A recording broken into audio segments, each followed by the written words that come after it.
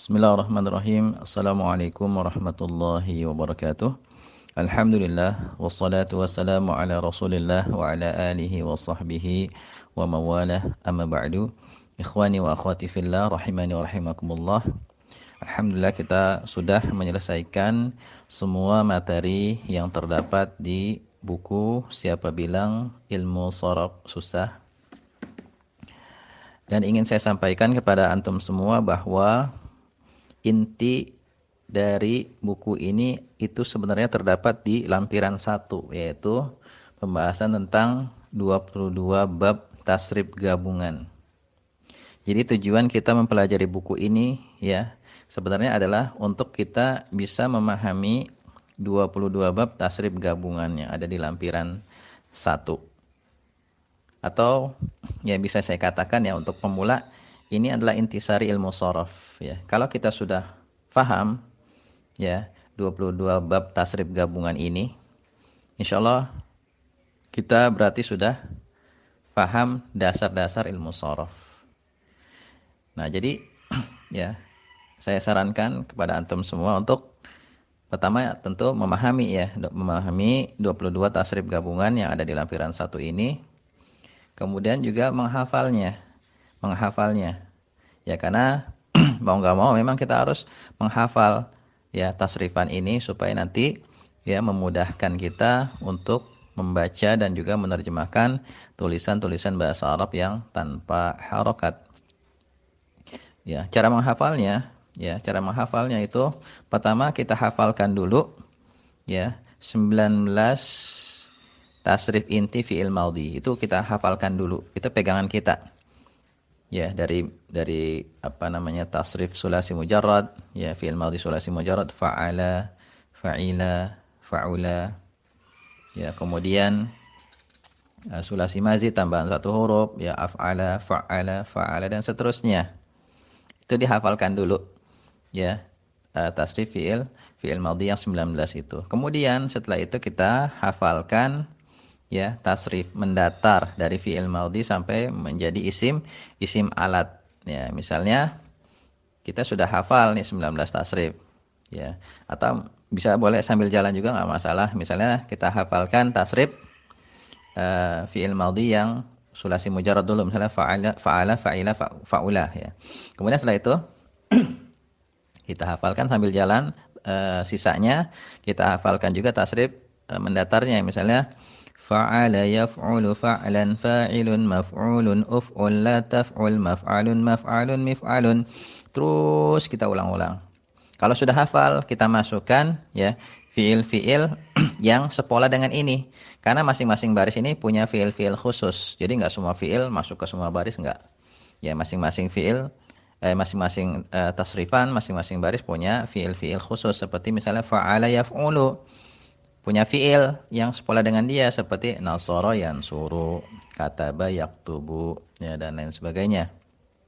Yang semua itu ya bisa kita dapatkan di kitab sharaf tingkat lanjutan ya, seperti yang terkenal di Indonesia itu yang biasa dipelajari di pondok-pondok pesantren itu ada kitab tasrif. Itu menurut saya sangat bagus dan saya dulu belajar pakai itu dan sangat bagus. Tapi memang masih berbahasa Arab Melayu. Ya, kalau antum pengen yang berbahasa Indonesia, saya juga sudah susun ya buku belajar tasrifan, ada 2 jilid. Itu sebenarnya adalah buku untuk memudahkan jalan memahami kitab tasrif. Ya, karena nanti kitab tasrif itu selain belajar tasrifan, di situ juga belajar tentang alasan-alasan kenapa nanti ada huruf-huruf yang dihilangkan, ada huruf-huruf yang diubah, ditambah. Itu untuk tingkat lanjutan ya.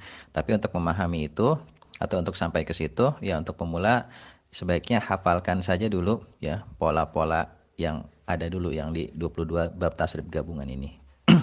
Ya, jadi seperti itu ya cara belajarnya, terus diulang-ulang.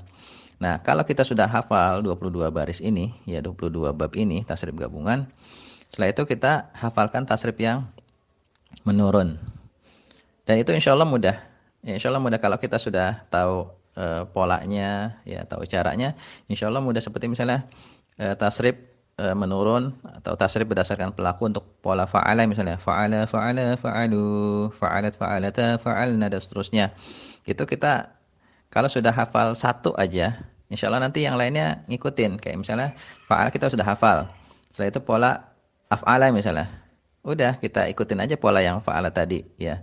Af'ala, af'ala, af'alu, af'alat, af'alata, af'alna. Atau pola yang lain misalnya ifta'ala. Ya ifta'ala, sulasi mazid tambahan dua huruf ifta'ala. Ifta'ala, ifta'ala, ifta'alu, ifta'alat, ifta'alata, ifta'alna. Dan seterusnya insyaallah mudah. Yang penting pegangan kita adalah 22 tasrif ya, gabungan ini. Ini yang harus kita hafalkan dulu. Dan dihafalnya secara bertahap ya, mungkin bagi sebagian orang menganggap berat ya menghafal 22 baris ini. Ya, berat bagi saya menghafalnya. Maka ingin saya katakan bahwa berat tidaknya itu ya banyak faktor ya yang menyebabkan kita merasa berat. Ya.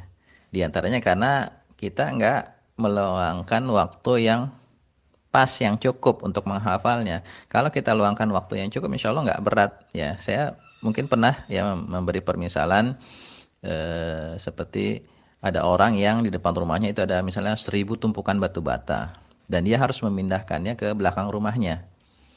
Ya, tentu akan berat kalau dia disuruh untuk mindahinnya sekarang juga. Pokoknya sekarang juga ya, dalam waktu 1 jam harus pindah semuanya. Ya, dari depan ke belakang. Berat. Tapi kalau misalnya ya, dia diberi kebebasan.